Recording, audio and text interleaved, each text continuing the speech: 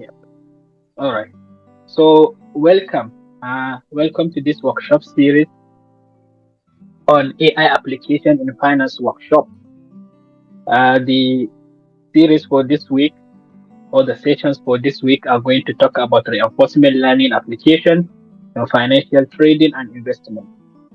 My name is Abubakar Sana Ali, and I will be the one guiding you through the workshop today. Well, for a disclaimer, I would like to mention that what we are going to discuss today is strictly for educational purposes and it's not a financial advice. So if you want to get a financial advice, we will suggest you seek an financial advisor. So our agenda for today, first of all, we are going to have a quick introduction, after which I will provide an overview of machine learning. Then I will discuss neural networks, after which I will then give an introduction or a fundamental concepts overview of reinforcement learning. We will then move ahead to develop a trading strategy that uses AI, specifically neural networks. We will discuss how we can automate this strategy that we have developed using neural networks into a trading bot that will be able to take trades on our behalf. So before we do that, we will look at the overview of the framework we normally follow to build the trading bot. Then I will show you how to do that in a live session. Okay, so we will see a live demonstration of that. At the end, we will open the floor for Q&A. Okay, so I would like to mention that if you have questions while I'm going through the presentation, please go ahead and ask or just raise up your hand. Okay, just raise up your hand and I will do my best to address your question on the spot, because if you delay the question maybe to later in the session, you might forget the question or you might uh, become more confused upon the next or the subsequent content that you will come across. So if you have question, you can just open up your mic and you can just say that, okay, I have a question, and I will do my best to address the question. Okay, so a little bit introduction. I would like to welcome you to this workshop series. So this workshop series, we started it on the 1st of January. We had the first workshop series on this AI application in the financial sector in the 1st of January. We had four sessions in the first week of January: Monday, Tuesday, Wednesday, Thursday. And then in the second week, we move ahead and we look at another concepts in this regard. So the first week we were trying to have and wrap our mind in the financial sector, where we talk about trading as well as investing and how we can automate the whole process. In the second week, okay, that's where we started talking about machine learning and how machine learning is implemented and utilized in the context of uh, financial trading and investment. We saw how we can implement different types of machine learning algorithms, starting with linear regression, decision trees, principal component analysis in the last week. Okay. After that, this week, our plan is to discuss deep reinforcement learning approaches, how reinforcement learning is used in the concept or in the context of financial trading and investment. So, in order to do that, we started yesterday the sessions with a very comprehensive introduction and overview of neural networks and reinforcement learning. So, a brief introduction of myself. As I said earlier, my name is Abubakar Sana Ali, and I have a PhD in electrical and computer engineering with a specialization in machine learning or AI applications in the field of communications. So I have used AI to solve different problems in the area or field of telecommunication systems. I have worked with different companies and also engaged in a lot of research works in this aspect.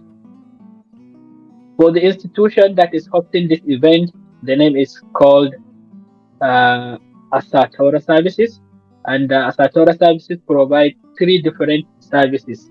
One is the consultancy. So if you have any issue related with AI or machine learning consultancy, you can reach out to us. Two, we provide training and workshops. So if you like to learn anything in AI, IoT, or you want to learn about cybersecurity as well, you can talk to us. And lastly, we have our research and development department that do research and development in these same three areas of machine learning, AI, or IoT as in the cybersecurity. So the workshop goals for tonight or for today is, first of all, we would like to understand the basics of machine learning. What is machine learning? How is it used? Specifically in the context of trading and investing. After that, we will discuss some real world case studies that have been used to demonstrate how AI can be successful or improve the traders or the investors' win rates. Okay. We will also finally build or implement a trading bot that will use neural networks. So these are our three workshop goals. So I would like to say if you want to get access to the resources, okay, and videos, recordings of all our previous sessions, we held 9 sessions so far. Today this is the 10th session. So you can go to YouTube and you can search ASAT Academy, ASAT, uh, ASAT Academy, ASAT Academy. Okay. We also have our mobile application, also our website too. For our app, you can check asatacademy.ai. Okay, I sent it in the chat for those who want to have access to the previous sessions. So all recordings on the app are free, and our YouTube also the contents are there for free.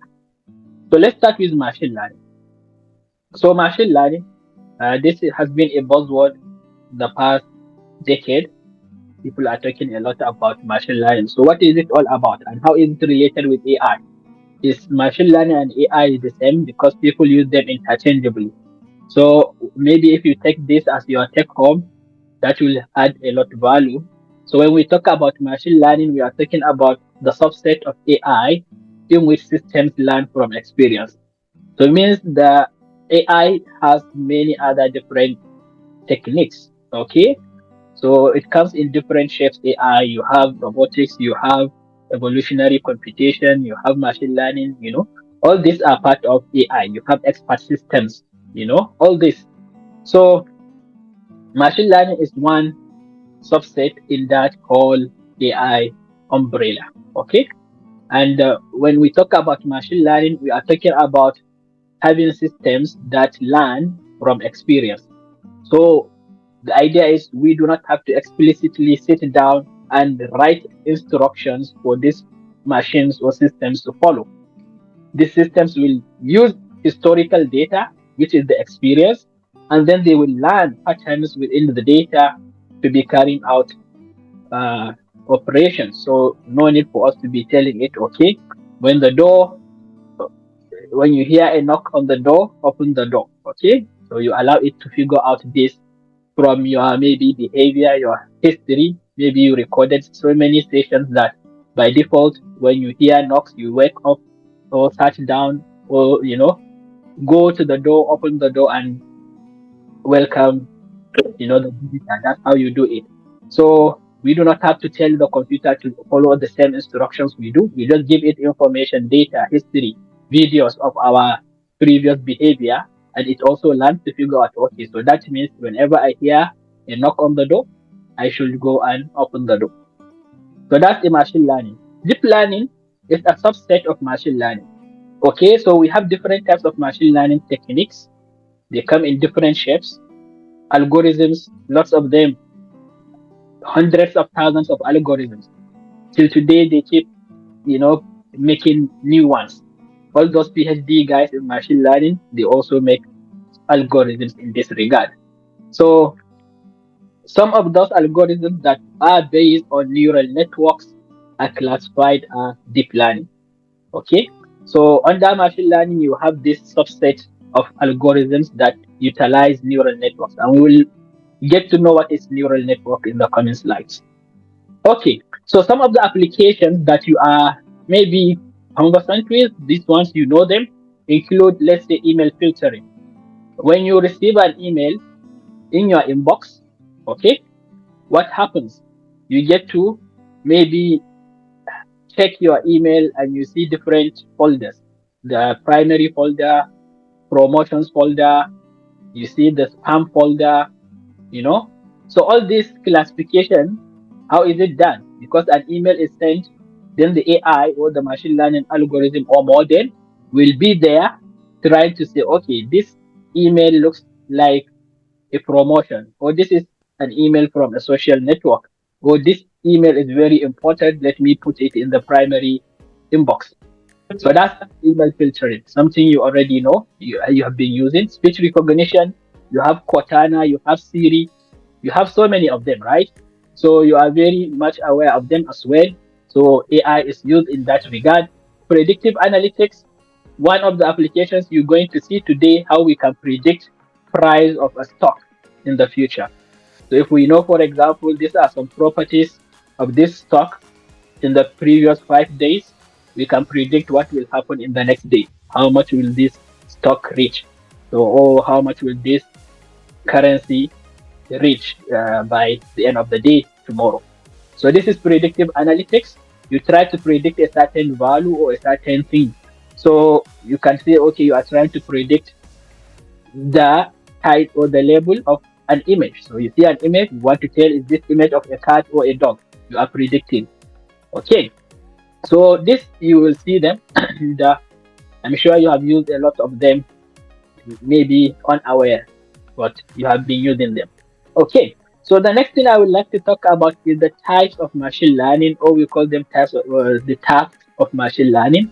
Okay. Broadly, machine learning could be classified into these three types. Of course, we have other types, but this one are the main three types of machine learning techniques. Okay. We have the supervised learning, the unsupervised learning, and the reinforcement learning. Okay. So in the context of supervised learning, you are talking about those techniques of machine learning where you have a supervisor. Assume a teacher to be the supervisor, okay? And this teacher will come, will sit with his student, and this student, we normally refer to the student as the model. We are trying to model this student, to learn how the teacher operates. So he is the model, for example. So the teacher will sit and train this student. Okay, that's the training process. And how does the teacher train the student? He comes with examples, for example, of images of cats and dogs. Okay, he shows him an image, tells him, okay, this is a cat. Picks another image, this is a dog, this is a cat, this is a dog. And by showing him different images, the student tends to understand the pattern of how a cat looks like and how a dog looks like, right? We also experience this when you have children, the little ones, they go out and they see an animal, they, they can give him a random name sometimes, or they ask you, dad or mom, what's that? You tell them, okay, that's a donkey, that's a cow, that's a horse, that's a lion. That's how they learn. You keep telling them this is this, and when they call upon a name, you tell him, no, no, that's wrong. This is the name of this animal. So that is a supervised learning approach. Okay, and it comes in two shapes too. One, we have the classification, just as I made mention of this example of trying to tell the student that this is a cow, this is a lion, this is a dog. This is what we call categorical values or labels. If you are trying to make this kind of prediction, we call this type of problem a classification problem. So, for example, you see some historical information or data and you want to classify, is this a good buy or is this a good sell? About, let's say, a stock, buy or sell. You are classifying either to buy or sell, binary classification in this regard. Okay. Or hold. If you add now hold into the mixture, buy, sell, hold. Hold if you are already inside the trade, you want to hold on to your trade. Okay. So this is three classes, right? Three categories. So we call this multi-class classification. Okay. The other case of two buy sell is just binary, but this case of three or more is called multi-class classification. So it's a supervised learning approach. So two things here: you need the data and you need the label. Okay, the data, which is the history, experience, and the label, which is the name of that or category of that particular sample. So each image of a cat is a sample. The name of that image, that you maybe put as a caption, is the target. Regression, on the other hand, is having the teacher try to teach the student how to make prediction of a continuous value. For example, let's say the teacher is a real estate agent or broker who is trying to teach a new mentee on how to evaluate and give valuation of houses. So we want to teach him how to make valuation. You see a house, you said, okay, how much is this house? This house is going to cost this amount of money. Okay. So what are those things that you tell him or you provide for the student to be able to make this?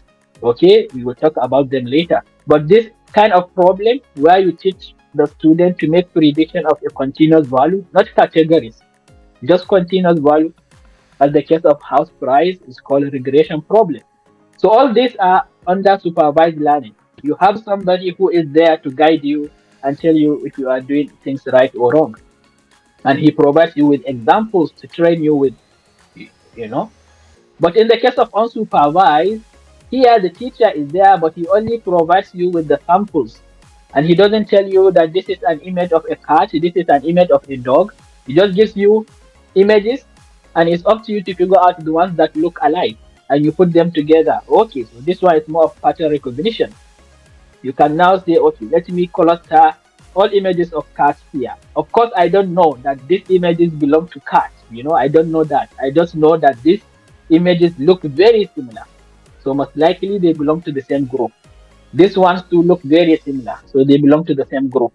So this kind of problem, we call it a clustering problem, and it's unsupervised learning because we were not provided with those examples, okay, or their targets. Sorry, we have the examples but no labels. We don't know the labels of those. Yeah. So the last type of machine learning, okay, or the last class of machine learning is called reinforcement learning, which is the subject of today's workshop series. Reinforcement learning approach is different from the previous two in the sense that they do not require data. No data is involved. So it's like you trying to teach somebody how to maybe drive, a motorcycle or a bicycle, and you just give him the bicycle, go and learn. You didn't show him how to ride. You didn't stand. You didn't monitor. You nothing. Just give him the bicycle, go and learn. So you allow him to go and learn on his own without even seeing videos or seeing other children riding the bicycle. Has no idea. So he might be learning it the wrong way. He might not know. But the idea is there is a concept of what we call reward and penalty. So the reward and penalty, that's how the model or the agent, in this case we call it agent. Okay, the student that is learning here, we call him agent. Okay, not model. The previous ones mostly model. Okay, so the agent here tries to learn by trial and error. He tries, he fails, he tries, he fails. In the process, he is getting rewarded when he does the right thing, and he is getting penalized when he does the wrong thing. In the case of, let's say, trading or investing, if you make the right trade, you get rewarded by increasing your portfolio value. You get profit. If you make the wrong trade, you lose money. So that process of winning or losing money is how you learn how to trade. Okay, so you tend to figure out on your own by trial and error. Okay, we do not want to do that, right? You like to have somebody to mentor us instead of wasting our money trying things in this approach. Okay, so now in the concept of trading and investing, how is machine learning used? Okay, first of all, it is used for enhancement of predictive accuracy. So we want to enhance the accuracy of our prediction.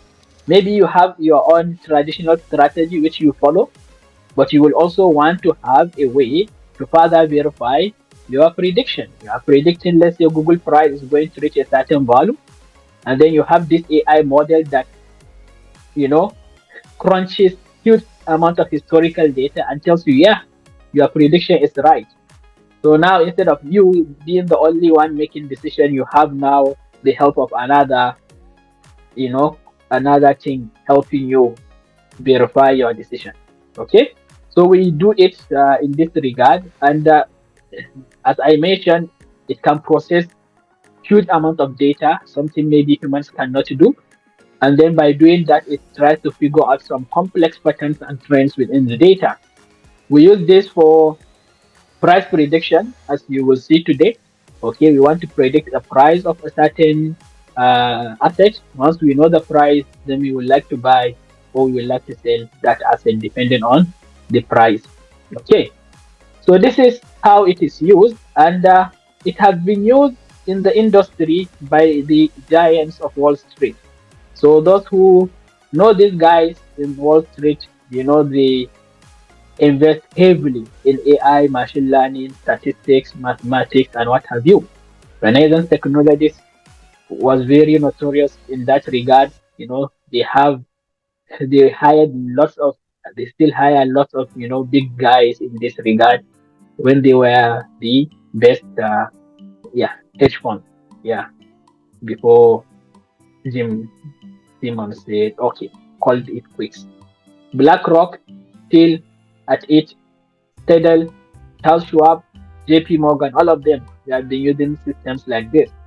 So now you too will be able to use these systems thanks to the advancements in computational resources. Now we have this computational power in our computers that can allow us to do this on our local computers. Something before can only be available to the big guys. All right. So I'm going to start with the neural networks. As I said, if you have a question, you can go ahead and ask, or open your mic, or just raise up your hand. Okay, maybe just raise up your hand, and you can also send it in the chat if you have any question. Okay, so neural networks. What are neural networks? So just like you hear the name neural, from neurons, we know the human neurons. So the concept of neural networks originated from how our brain works. Okay, so well, the scientists try to see how they can mimic the brain function and make it into algorithms that follow the same function. Okay, so why is that? Because you will see, we humans, we are very good when it comes to pattern recognition. Very good at that. We tend to build connections in our brain that allow us to make decisions based on maybe even some little amount of historical data. Your friend might tell you something terrible happened when you go to this place, this will happen to you. That data is enough for you to tell, okay, if I associate this and this happens, so I'm not going to do that, you know. So this idea of neural networks, as I said, stems from this concept of our brain cells. If you look at the brain cell, one neuron looks like this. You have what we call the dendrites, you have what we call the nucleus, we have the axon, okay, and then the bottoms. So normally our brain cells or neurons, they receive signals from the dendrites. So these signals will come up. The nucleus will sum up all the signals. If these signals, the summation is up to a certain threshold, then this neuron will fire, will forward the signal to the next neuron that may be in the destination neuron. So here, the buttons will connect to other neurons as well. They will connect to others. So that's how like the neurons work. So you have this. So based on that, you will have so many neurons, this one firing, this one firing. As I'm talking to you now, so many neurons in your mind or in your brain are busy firing signals here and there. So each one is picking the things that it finds important and it fires to the next. So if it is not important, it puts it down, and keeps doing that. So this is how neural networks work. And as I said, because we humans are very incredible when it comes to pattern recognition, okay? Our brains, they tend to process inputs from the world. They will categorize them immediately, and they will try to come up with associations. You know, same thing when you look at how we get angry, like, or how we try to see when people are angry at us. We do things without even our knowledge. Some of us who drive, sometimes when you are driving, you will, the moment you start the car and you start driving, you are completely lost in thoughts. Maybe until when you reach home, that's when you are fully now back in your full senses. Yeah, because the brain has already automated most of the process for you. Unless if maybe there is an emergency, then one of the neurons will fire a signal, then you come back to your senses. Maybe you slam on the brake or something like that. But most of the process, if you are an expert driver or professional driver or a driver that has been driving for long, then you have built all these neural connections to allow you to drive almost automatically. So if that is the case, how do they do it then? Okay, if you look at the neuron, you have this axon, you have all these dendrites, and that's exactly what they did. Okay, they assume this part here to be the nucleus, and this part here to be the dendrite, the inputs. Okay, inputs come from different, let's say, parts, and then they come together. The nucleus, which is this part, will sum up all the information, try to figure out if this information is important, or if the sum, or if I should even fire this neuron or not. Okay, so in the concept of neural network, that one single cell is what we call perceptron, that one single neuron. Okay, when you have connections of these perceptrons, we call that neural networks. So perceptron is just one single cell in the neural network. Okay, you have what we call the activation function. So this activation function tends to kind of constrain the output of this summation. So if you have things coming, okay, you sum them up, and you want to make sure things fall in between, let's say, 0 and 1. So the most important, like if the signal is of high importance, the value will be 1. If the signal is of negligible importance, the value will be 0. Because if you don't do that, then they will be receiving values that range from minus infinity all the way to infinity. So this is a very huge domain. So we want to constrain our values to just maybe 0 and 1, and that's what the activation function does. These W's, this we call them parameters. We call them weights, or our tunable parameters. So these are the things we tune so that our neuron or perceptron will be giving us the output that we desire. Okay, so assuming, let's say, your output is to get the right frequency in your radio. So if you are in your car, you tend to be adjusting the frequency, tuning in your radio until when you reach the frequency you want to be listening to. So that's what you want. You want to get that exact frequency. So how do you know that you are listening? So you are listening, the act of listening, where you are getting that sound signal that tells you, yeah, you are at the exact frequency. That sound signals you are receiving with your ear are the inputs. And based on these inputs, you tend to put some importance on, the type of sound you are expecting. Maybe you are looking for, let's say, the music channel. So when you go to the news channel, you tend to see that, okay, this one, there is no music here, therefore, no importance. So all those things that determine the type of things you are your inputs, but then the weights, the things you kind of adjust so that you reach all the way to the frequency you want, which is the output. These are the tunable parameters, and these are the things we change. The inputs, we cannot change them. Okay, you cannot change the inputs. You have to take them the way they are. But the weights, these are the things you tune to make them have the right amount of configuration to be giving you the desired output. So this is a perceptron, okay, and I've talked about the activation function.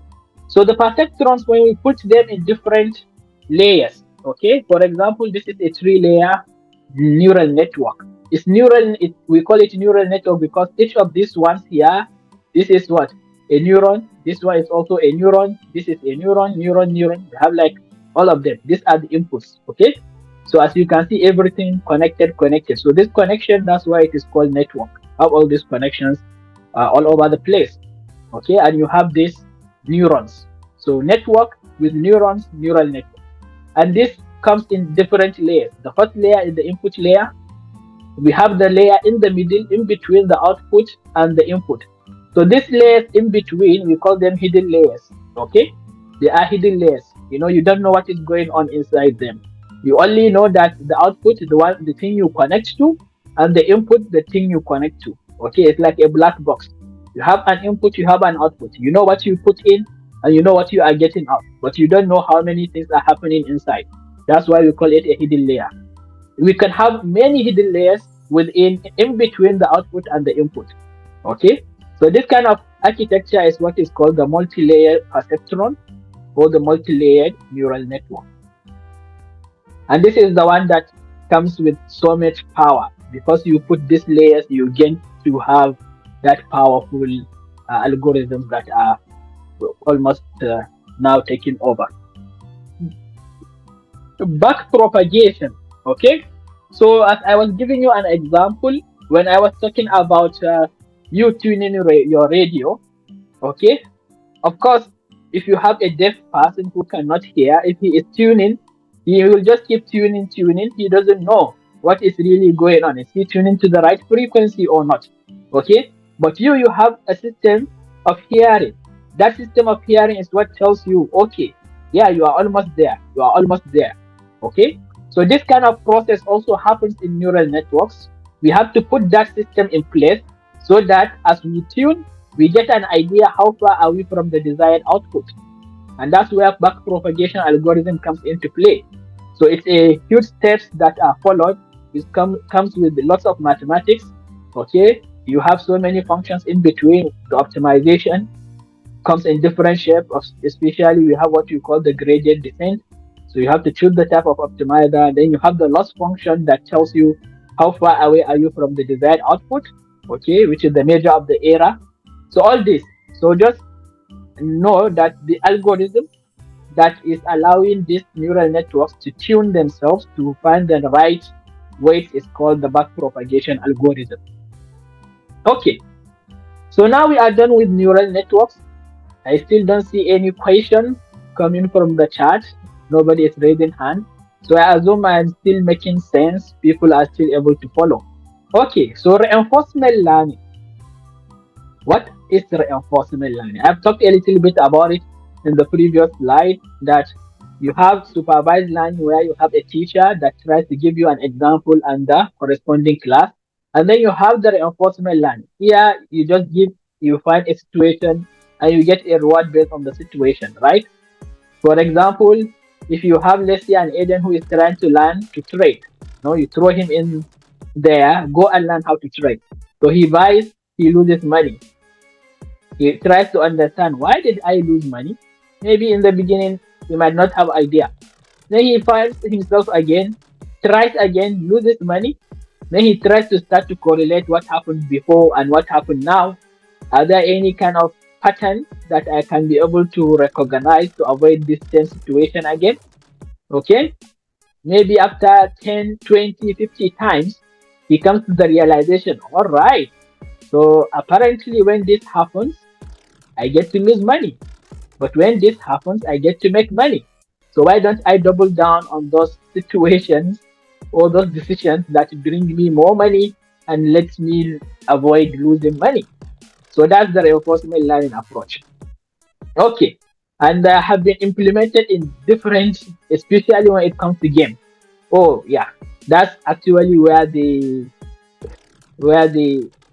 perform the best, and they have given us so many beautiful things out there. I would like to also mention ChatGPT, for example. All these generative AI models, they were there before, but they didn't start to give us this performance we are seeing, the incredible performance, until when reinforcement learning was added into the mix. Once they added reinforcement learning, they call it reinforcement learning with human feedback, RLHF. So now you have a human who will tell the chat GPT when they were training the model. So the model is trying to generate some maybe sentence. And then the model will be generating some stupid sentences. Some sentences do not even make sense. and then human was there seated, he will tell, okay, this is a terrible response to the question, you know. Then he will take this, oh, terrible. Okay, I will try to avoid this kind of response when given this type of question. And they did that. They spent a lot of time with humans in the loop. Okay, and that's how they were able to actually improve the performance. And now everybody is enjoying these tools, right? So reinforcement learning made that possible. Of course, now there are other techniques, but the first uh, the technique that really made this possible was the reinforcement learning technique. Okay, so now what is deep reinforcement learning? So I've talked about the general concept of reinforcement learning, and it also comes in different shapes. Okay, we have what we call Tarsa, we have what we call, Q learning, we have what we call multi-arm bandits. They come in different shapes. Okay, but one specific shape or technique is called the deep reinforcement learning. Okay, so this one here involves the art of using neural networks as the brain of the agent. The agent, the thing that is trying to learn and make decisions. So you have neural networks doing this for you. So once the neural networks are added into the mix, that's when even more powerful things started to happen. And this started with DeepMind, a company acquired by Google from University of Oxford. So if you check Google, you will see Google DeepMind. Yeah, they are the ones who actually try to implement neural networks into reinforcement learning, and then we started to get so many powerful applications. So the concept is simple. Okay, you will have the agent who is thrown into an environment. Okay, so the environment is what the agent is interacting with. The agent interacts with the environment. So then the environment is going to give the agent some signals, okay, which we call the observation. So the agent observes the environment to receive these signals. Based on the signals he receives, he takes actions. He makes action decisions. Okay, he takes action. And if the action is a good action, the environment rewards the agent. If the action is a bad action, he gets penalized. In this case, for example, we can assume the environment to be the lady holding the stick. So if she throws the stick, okay, the agent is able to observe her with his eyes that she has thrown the stick. So he has two options, to either follow and fetch the stick, bring it back, or to sit there, keep looking at her. All right. So that idea is the action, and that observation is this. If he follows the stick, comes back with the stick, he gets rewarded. She gives him a treat. If he doesn't follow, he doesn't get any treat. So for that, he would like to do the thing that will make him gain more, more rewards. So as I said, the whole idea is to see that the brain of the dog is a neural network. And this is how everything connects together. Okay. So the idea of the dog trying to figure out the right thing to do, given the observation he made, is called policy. Okay, a good policy. That's what we want to find. How we map the observation to the right action. So if she is throwing the stick, that's when we run and follow to fetch the stick. If she is not throwing the stick, we wait till when she does. So this art of finding and figuring that out is what we call finding good policy. Okay, so here is a video of reinforcement learning. You can check it out, the breakout game.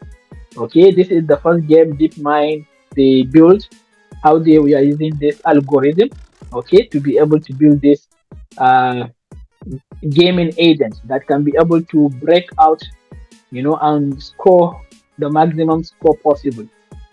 So if you run the video, you'll be seeing how things are happening. At the start, it was not doing well. It was also, failing, game over. But then after some times, tries to even learn more and more to avoid game over, to the point that it even learned how to do tunneling. For those of us who play this kind of game, your objective always is to break the side here so that you create a tunnel. Then you throw the ball down to the tunnel and it goes up and it keeps just, picking all the bricks. And once it comes to that end, comes back, you throw it back again, and it keeps breaking. So the agent was able to do that. I don't know if I can play this video.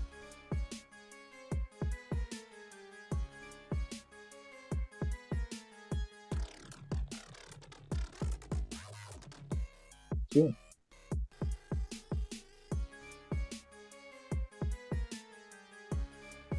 It always does this. Okay, let it play. As you can see, it is going to play the Atari block out.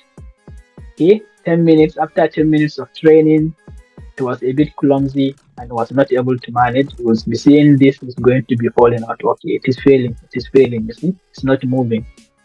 It is failing. But then after like some time, it will start to learn. Yeah, it is making all the wrong decisions in the beginning. No? After like 120 minutes, that's around 2 hours of training, it starts to improve. So now it can follow. You can see it is following.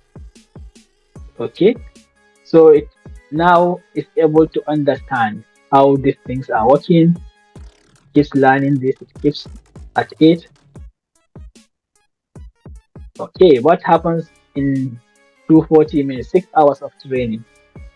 And this is when it will realize, okay, this is 4 hours of training, sorry. Okay, it will start to make a tornado. Okay.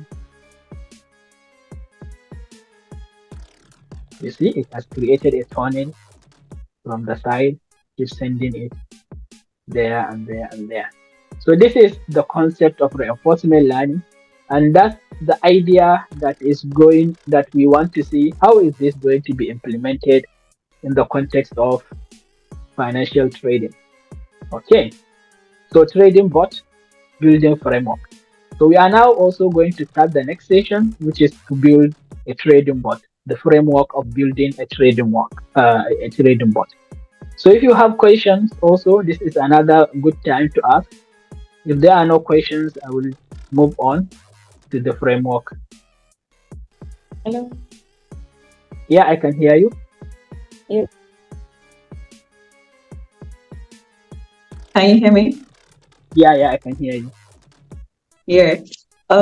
Actually, you've done a great job trying to break down all this process for us.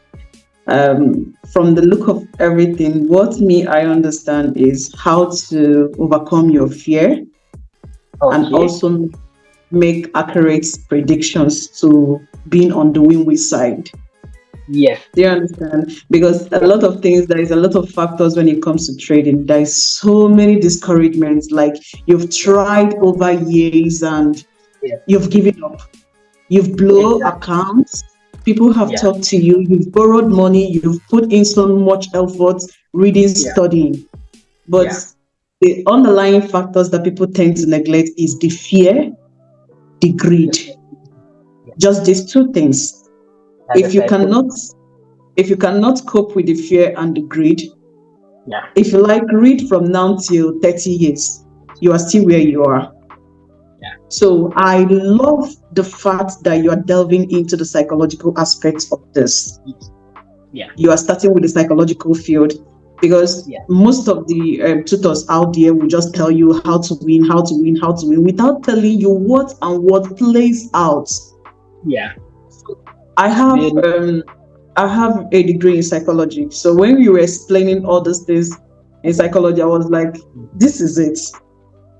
People really need to understand what works for A might not work for B. Exactly. That's very true. So you'd have to accept that fact. For the fact that someone else is following this strategy, trying to play something or trying to do some prediction, it works for them. You don't know how they built their personality, psychology, their mindsets, and determination and hard work to get there. So I have a question. Okay. Now we have a lot of people who are facing difficult challenges when it comes to making it from trading. And I believe this particular topic is about how to become a better trader, right? Yeah. To make better. Using AI to make predictions. Yeah. Okay. Now, is it possible for people who have this fear and Yeah. they've been discouraged due to their failures, constant failures? Is it possible for us to build a game to bring them Okay. back and make them believe in themselves that they can actually do this? Yeah. You can do something like that. Sure. Yeah. Why not? This is a good idea. Makes sense. Because if you can play a game of trading, Yeah. it's possible with time to time you know why you are failing and why you are not making it. Now you are not trading with your real cash. People tell you go to demo, register with demo, don't worry, demo will tell you. But I Yeah. believe in, people, game is addictive. Yes. Yes. Game is Yes. addictive. So if majority of the population will be playing Candy Crush, whatever, out of Yeah. boredom, you can actually do a trading game. You play Yeah. a trading game, and maybe when you score to certain points, Yeah. maybe you access some minor cash to do a trading. So it will motivate you to play the game more. So first, it gives you the confidence that you've lost. Yeah. Secondly, it conquers your fear. Then thirdly, there is something, a reinforcement there, that when I get to 200 points, I'm expecting $10. Yeah. Yeah. So Okay. So that is all that. from my side. Thank you. Thank Unwofo, you. right? Hope I got your right name right. Unwofo. Unwofo, Yes, right? yes, I'm on LinkedIn, so you can just send me a hi. All right, Unwofo. Thank you for your You're insight. welcome. It's good to Thank have someone who comes from the psychology background. From most of the readings that I did were related to trading, but based on the research studies, it was shown that 90% of success, or failure is attributed to psychology of the traders. So exactly. this is the biggest aspect when it comes to trading. And actually, that's something we are going to discuss next in the coming slides. So these are the components of trading. I will like to go and deep dive into this if there is no other question, and of course, I will address your question as I go through the slides. Okay. Okay. Thank So, you so much. no worries. You're very welcome. Any other question? Okay. So let's start with the components of trading. So there are three components of trading. You have strategy, psychology, and the management. Okay. So the strategy, these are the steps or the rules you follow. Okay, you say I start with this. This is how I figure out what to buy. Okay. Then if I buy, this is how I decide when to get out of the trade. Okay. Should I wait till I lose all my money, or should I just get some money and move forward? Then you have the psychology, and this is what Warfo was able to explain to us, that when it comes to psychology, we have the whole culprits. We have the fear, we have the greed, we also have what is called the hope, and then there is also the overconfidence. These four, put the mixture, and they are the main culprits that made people lose money when they are trading. And to be honest, as she mentioned, it takes years and hard work for you to be able to master your psychology. Okay? Not everybody will feel that I am in a trade that is winning. I predicted Tesla is going to rise, and it is actually rising. It is now 200. I predicted it will reach 300. Now that it reached 300, let me take my $100 profit and go.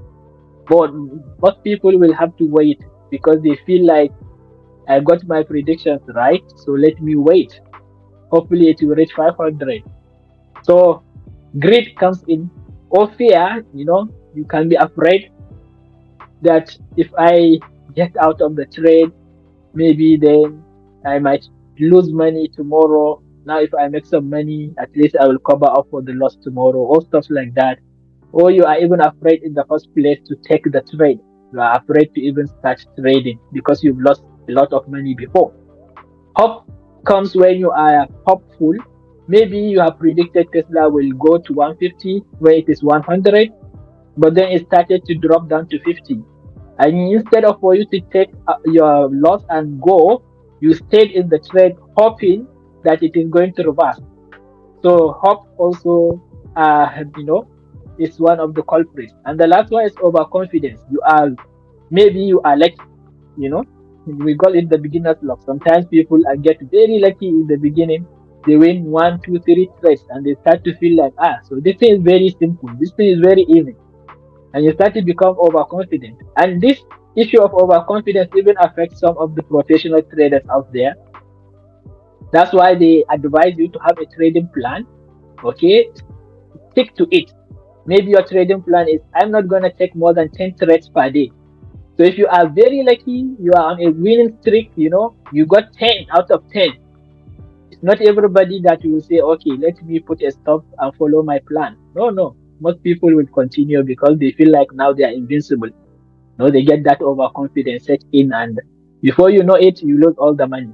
I know someone who has made hundreds of thousands in the market only for him to go and learn some strategy, call it the some nightingale strategy. They call it no loss strategy. I also tried it once and I lost my money. They call it no loss, but the irony is you lose your money, all of it. It helps you to blow up your account in minutes. He puts everything in the strategy and he lost his money. Almost all his account balance gone because of that overconfidence. So you have to be careful when it comes to the psychology because it's one of the most important aspects. We have the management. This is the last component. And just as I was mentioning earlier, you should have a way to manage your trading. Okay. You don't want to be trading anyhow. You have to have a trading plan. Stick to that plan. Okay. For example, you have to have a rule. I'm not going to invest more than 2% of my account balance in any trade, no matter how good the trade looks like. So if you have $100,000, you're not going to invest or buy any stock more than, let's say, 2%, which is what? $2,000. Of course, if you are someone who has been in the field maybe for years, 50 years, like Warren Buffett, he invested almost 23% of his total portfolio in Apple. That's very possible, you know. George Soros even borrowed money from banks, from anybody he can lay his hands on when he realized that the pound sterling is going to lose value. They are going to devalue, you know, the pound sterling. He went all in and he made $1 billion from that trade. One single trade, $1 billion. You call him the man who broke the Bank of England. So that's something that you learn with years. So the idea is, if you are not that good, why don't you seek the help of AI? Maybe if you can figure out a way to find the history, the trading history of Warren Buffett, for example. Okay, see how Buffett was able to make trades. Why? What makes him go into trade? What are the trades he made, and what money did he make? And you can have, let's say, 10,000 of these trades Warren Buffett made. Use it to train a machine learning agent. Then that agent or that model will be able to figure out the pattern that made Warren Buffett become Warren Buffett. You know, so you can deploy it, and it will be making trades just like Warren Buffett for you. The Warren Buffett clone. Yeah, but of course, so many things comes into play into making Warren Buffett who he is. Okay, so that is regard to the components. So the idea is, where does this thing that we are learning comes into play? Okay, and this was comprehensively discussed by Nwofo. The fact that you can use computer algorithms to be doing everything for you means that you are trying to cover the psychological aspect. The main culprit of losing is going to be handled. Okay, but I would like to mention that some of us who traded, sometimes we fail to even trust the bot. Once you build the bot and it is doing well, some of us will go and start playing with the stop loss and the take profit. You know, start moving things here and there. Instead of allowing the trades to be automated, things to be happening on their own, we just sometimes can't hold. We just can't keep it to ourselves. Like, we just have to make the and by doing that we tend to lose money. But the idea is, if you have this You come up maybe with a strategy, you automate it, write it in code, and you allow this bot to work. Then you will be happy. At the end of the day, your success rate will increase. In one of the research studies I read that they said it, by using algorithmic approach, you increase your win rate by 15%, which is a huge enhancement, like in terms of getting results. So benefits. Some of the benefits include efficiency and speed. It is efficient when you use these algorithms and automation, and the speed is very fast. It's very fast. Maybe it can execute trades in nanoseconds, milliseconds. You cannot do that. Consistency and discipline. Okay, they can be consistent because they follow instructions and they are, of course, going to be disciplined. They help you to improve your risk management. So if you say you're gonna put only 2% of your capital, they are gonna stick to the 2%.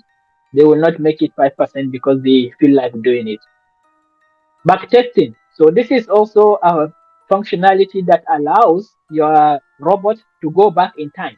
You know, it can go all the way back in time, and by doing that, it will be able to test how good the strategy is. Let's say you develop a strategy, and you are happy that this strategy looks very good. It is a winning strategy. But if you're gonna test it yourself, maybe all you can do is to open a paper trading account. You sit down and you follow the strategy to be making trades, right? So assuming you need to do this for, let's say, 1 month, 2 months, 3 months. Who knows? Maybe some strategy is for swing traders, so it doesn't even show its efficacy until maybe after 1 year. So are you going to sit there for 1 year? And this is where bots will come into play. They can actually take historical data because they have the data. If you say the bot, okay, I'm taking you back in time. You are now in 2000. Start trading from 2000. It will be doing that trade in 2000, 1st January 2000, and it will be doing that trade and it will come up to 2024. 24 years of taking trades. You know, isn't that enough for you to be able to figure out how the market works? I believe so. So that backtesting capability is something that is very valuable, and our bots are able to allow us to do that. Lastly, I would like to mention scalability. Okay, so scalability in the context, okay, of having your bot or having army of bots, each one working on a different asset. If you are on your own, how many assets can you monitor? How many trades can you take? Maybe if you are only monitoring two assets, so before you get or spot a trading opportunity in that two assets, maybe it will take a week, maybe it will take maybe 3 days. So if you are not patient and you just go, you are tired of sitting watching for things to happen, you might just go and be making wrong trades. You might see something that actually is not entirely even your signal, and you just decide to buy in because you are so anxious, you know, so impatient. But if you have, let's say, the bots, hundreds of them, then the probability that you will be able to be making more frequent trades is high because they will now be able to be monitoring 100 or 200 or 1000 different assets at a time, you know. So they are monitoring all of them at a time. Once any one of them figures or spots a trading opportunity, it buys or it sells, it goes into the trade.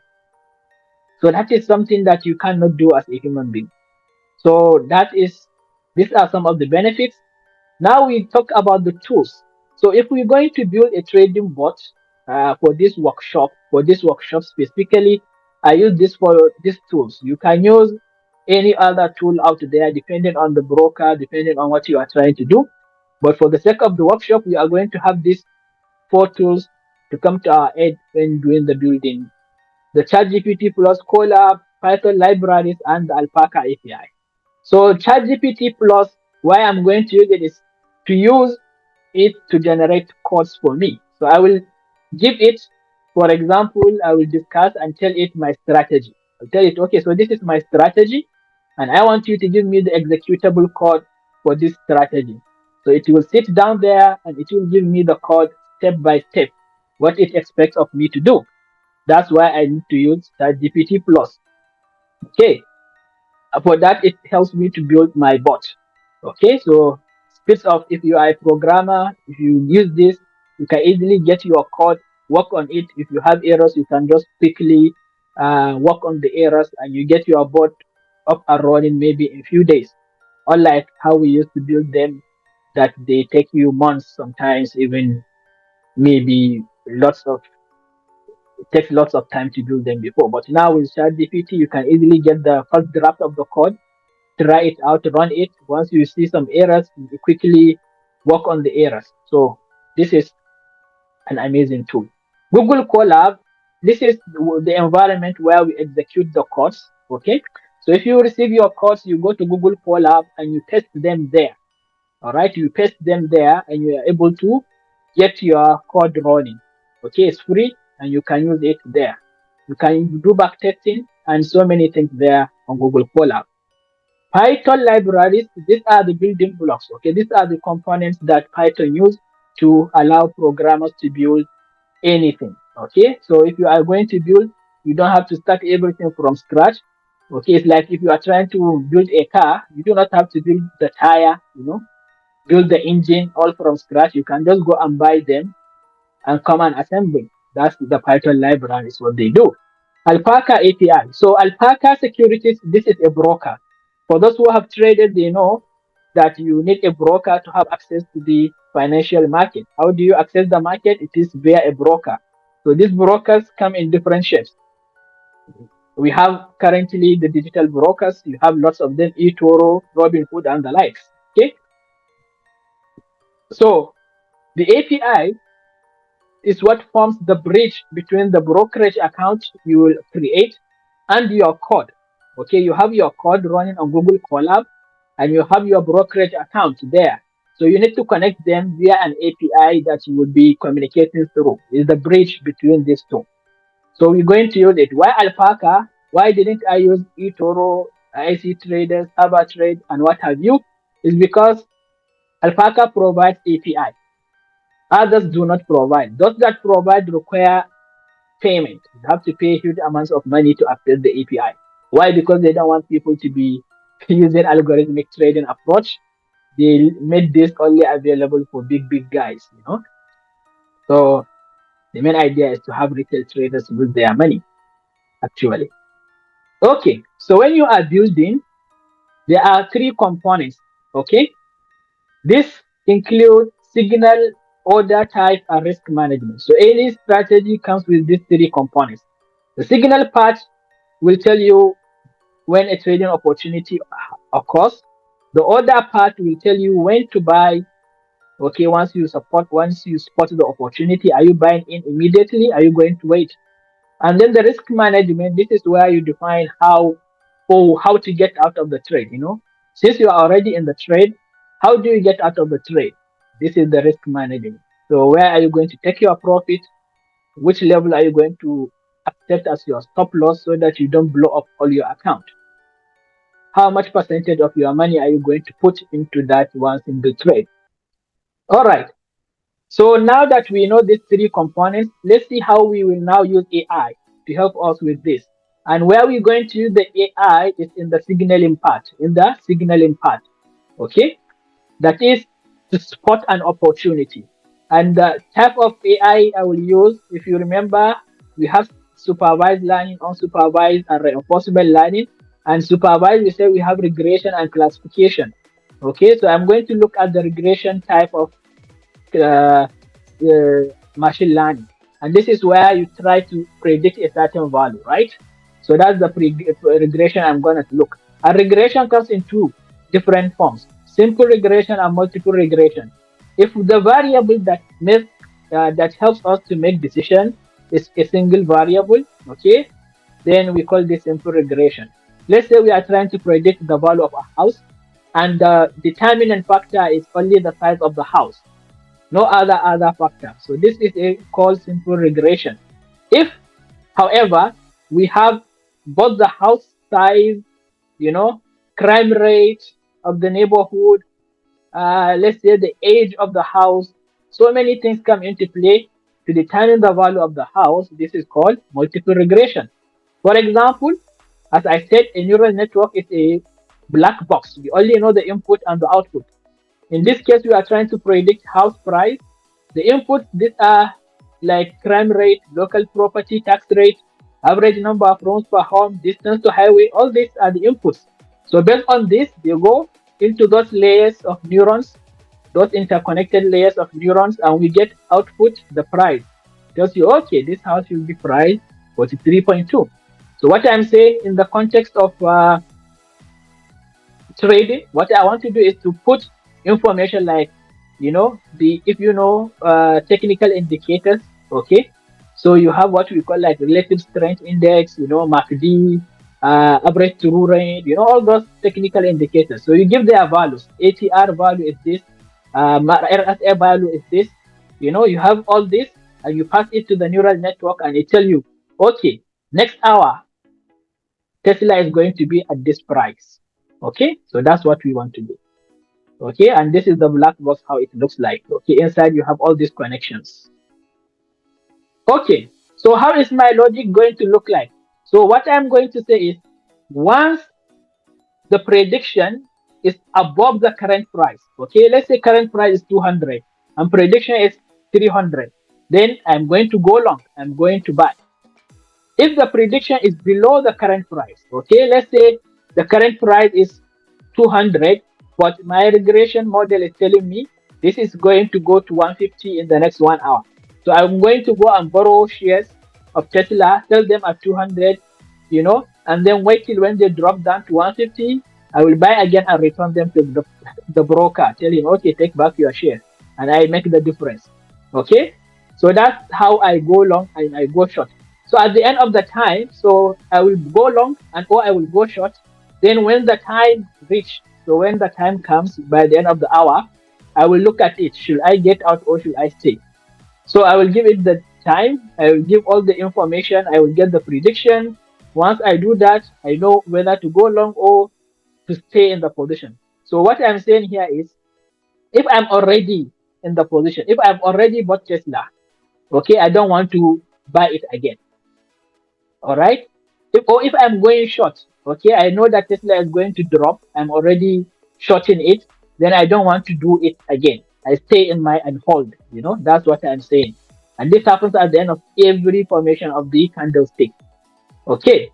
If my prediction is the same as the current, this is what I'm saying. Okay, so I will maintain my position. I'm only going to buy or sell if I'm not in any position. Okay, let's say this is the first trade I'm going to make. So I'm going to decide whether I'm in the position or I am not. If I'm in the position, I buy. If I am not, I sell.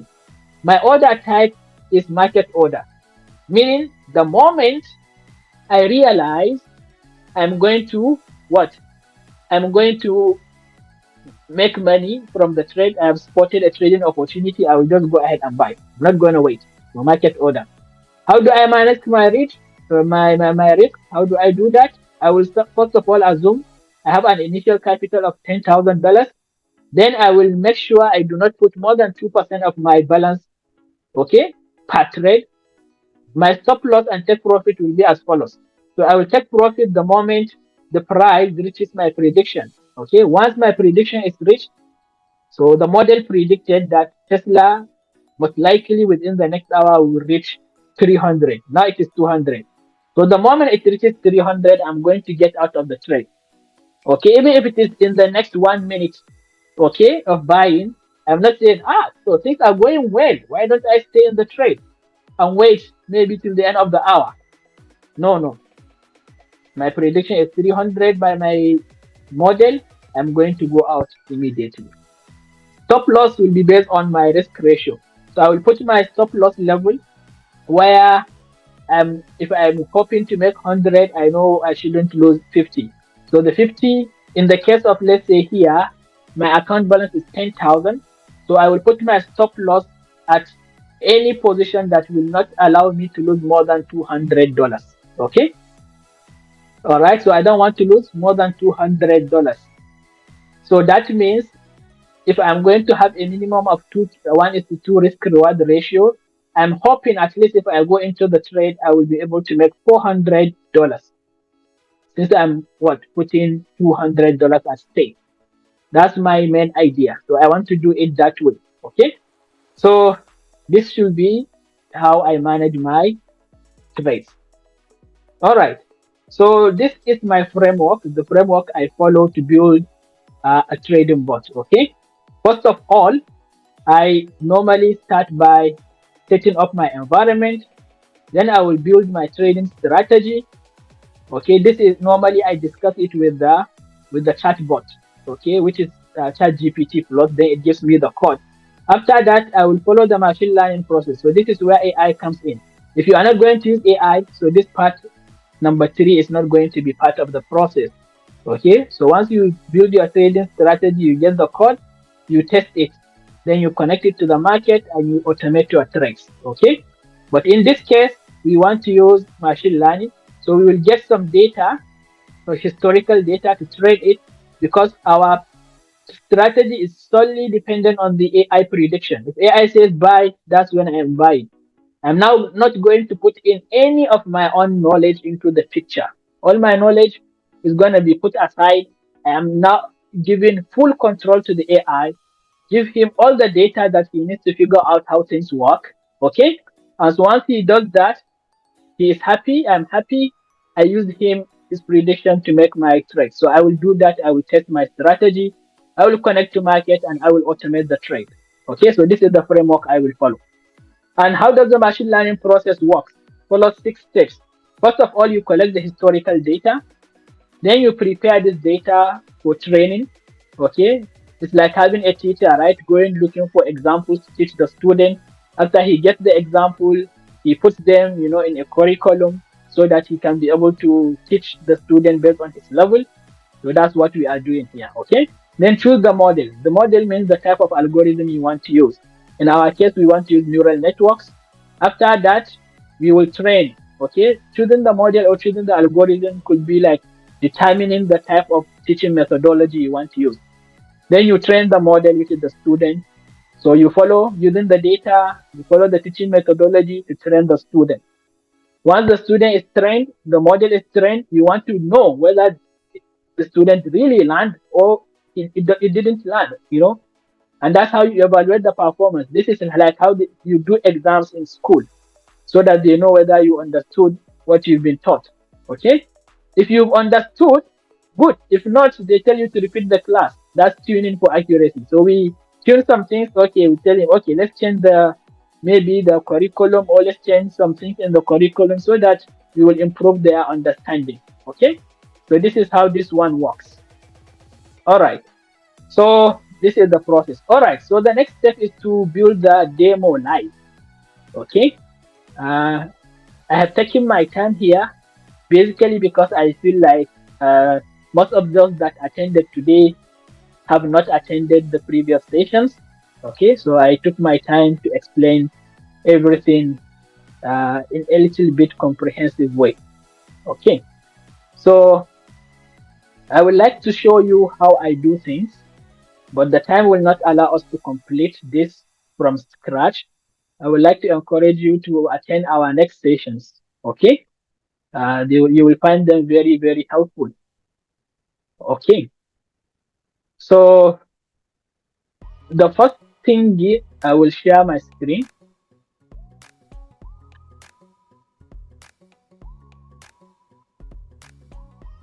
Okay,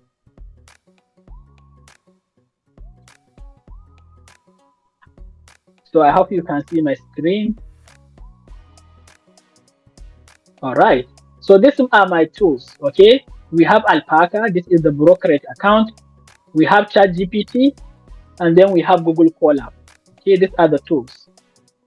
The three tools. The first tool is the Python libraries, and that one you will see them, they are used inside the Google Colab. So the first thing I would like to do is to tell you to have an account with Alpaca. This is my account with Alpaca. Maybe I need to refresh this page. So when you sign up to Alpaca, they will provide you with a brokerage account that you can buy and sell assets. Okay. This is a paper trading account, so I'm not using any real money for demonstration here. Okay, taking its time now. Okay, yeah. So all these threads, we automated them. We were following our strategy. If you scroll down here, this is how you buy stock from Alpaca. Let's say you want to buy Apple, right? AAPL, this is the ticker symbol. You indicate, are you going to buy now or later? Going to buy now. I want to buy 10 shares of Apple. Okay. I will review my order. If I'm happy, I will confirm the order and they will place the order. Okay, you see, order Apple, order created few seconds ago. Okay, so I can cancel this. Awesome. So this is how I do it. Okay, so in code, I want to do the same process in code. So the first thing I will do, I came to ChatGPT and I told it I want to build a trading bot that will trade Amazon stock. I want to use Alpaca API, which is the tool to connect to the market. I've installed all necessary libraries. I'm using paper trading account to test my strategies. To test the connection, start by executing market order. Okay, market order, just like I did. And let the trade run for 10 seconds, then cancel the order, just like I did. So the first step is the environment setup. I normally start by installing the library. So these are the libraries that we need, okay, which you saw earlier. These are the libraries that allow us to build our trading bots, all installed. The next thing is the Alpaca API connection. So you will need two things if you want to do that. If you go to Alpaca, you will see some place here, create API keys. In your case, since you are just starting, if you just open the account, you need to create. For me, I've already created them so I can view them. View API keys, okay? I just touch there and you will see endpoint, key, and secret. There will be three values there, endpoint, key, and secret. So you copy them and save them in your notepad, okay? You need to save them. Once you have them saved, then, okay, nice. All right. So that is the key you are going to be using to be implementing things here. So please save those. So I told ChatGPT and it gave me the code. It is here, and it told me something here. Here is a Python script to demonstrate this steps. Replace your API key and your secret key with your actual Alpaca API credentials, the ones we just got from here. Okay, make sure you do the replacement. So what did I do? I copied this code. I came here, I pasted it. You will see it is exactly the same in this set. Okay. So how do you do that? When you open Google Colab, you open a new notebook, you add code using this, add code, you add text. So this is a text, this is a code. Okay, step 2 machine learning process is a text. But here, the thing with colors is the code. I pasted this code here. Here is where the key is supposed to be, and this is my script. I did that. Okay, so let's see. I will run this part. Will I be able to see the order executed for Amazon? Okay, order placed for Amazon. Let's see. Will it appear here? Aha, it appeared. Sorry. Amazon, you see it here a few seconds ago. Order cancelled after 10 seconds. Will it be cancelled? Let's see here. Cancelled. You see? Order cancelled. So you have established connection. You can see now from here, we did exactly what I did by using my mouse and what have you from the code. And this shows you that if you can do this, you can have your code to be running continuously, buying and selling on your behalf without you having to interact with the market. Okay, so this is amazing. You have done that. This is the first step to do environment setup. The next step is to build the strategy. Okay, yeah, building the trading strategy. So what did I do? I went to ChatGPT and I discussed the details. I already have this. For the sake of time, I'm not going to type it out. I told it, okay, my objective is to use deep neural networks to build a trading strategy using regression analysis. The logic I discussed with you guys, okay, I'm going to go long when the current price is below this suggestion of this. So I told it everything. This is my account capital. I don't want to risk more than 2%, exit trade, and what have you. Okay, so I told it this. The next step is to do the machine learning process. Is that the case? Yeah, the next step is this. Let me know if you understand this before we move to the next step. So it said, yeah, my strategy is clear and well defined. Here is the summary. Make sure you read the summary so that you are sure it got your strategy as you intended. Okay. All right. So I said, yeah. She said, if you are ready to discuss the machine learning aspect, we can proceed with that and what have you. So I gave it the next prompt that. So this is the machine learning process. The 6 steps of machine learning. Okay, this one's here. So I told it collect data and prepare data, and I told it what to do. So to collect the data and process, use Y finance get me 1 hour, 1 year. So I will use 1 year historical data, and I'm using the 1 hour candlestick. Okay, I want to get this as the normally what you get from the data. You get the open value, the high of the day, or the high of the hour in this case, the low of the hour, the closing price at the end of the hour, and the volume traded during that hour. Okay, so I get this whole corpus of data. After that, I compute those technical indicators you normally place. You know, if you come here, for example, you open any of these trades we have. Let's open Tesla, for example. You will see all your indicators.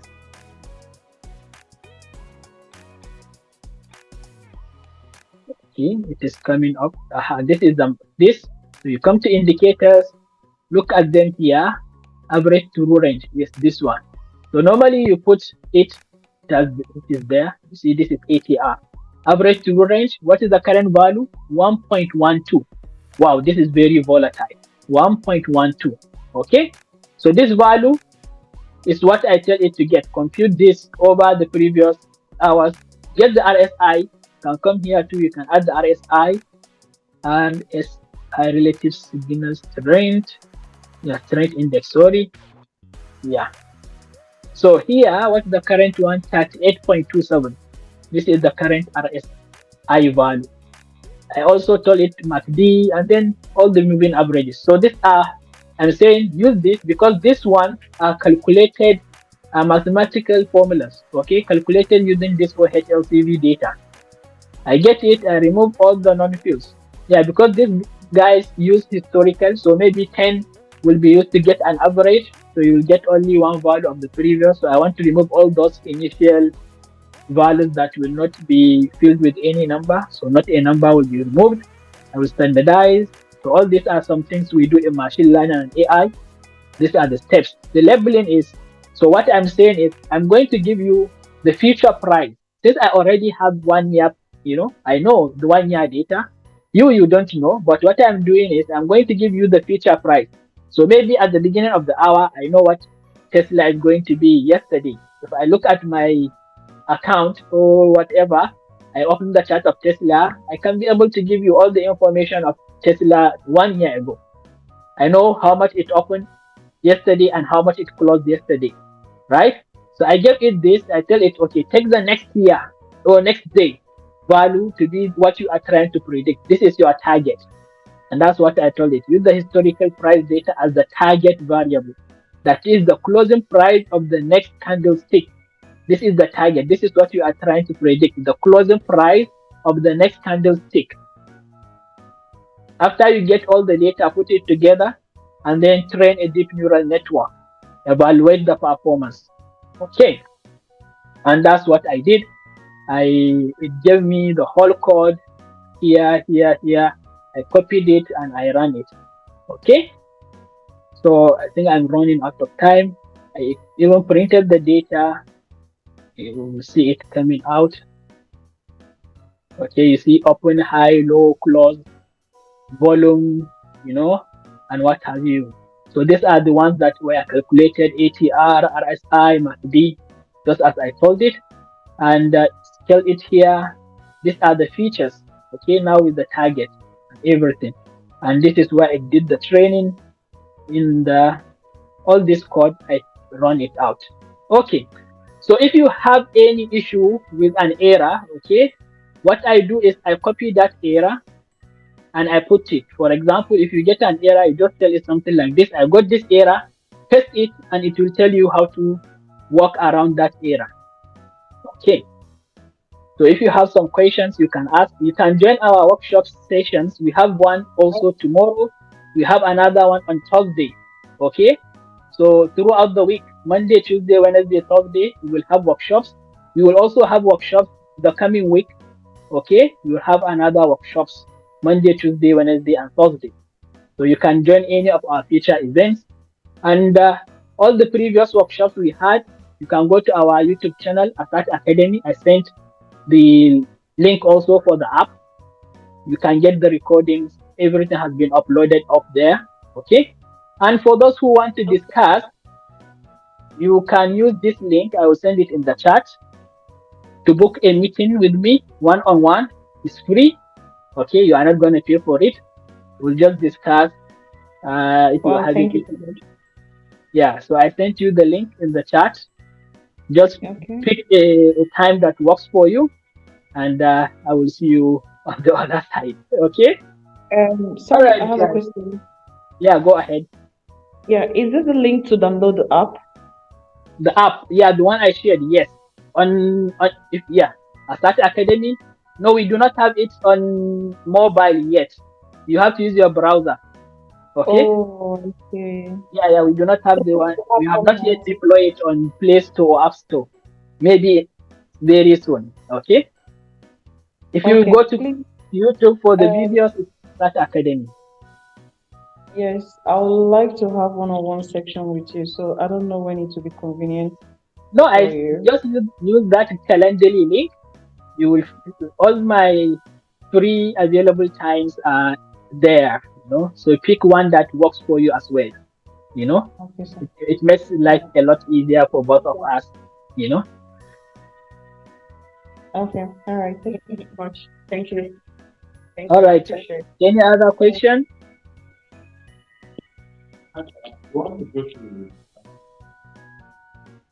Unwofo? Question? No? Okay, guys.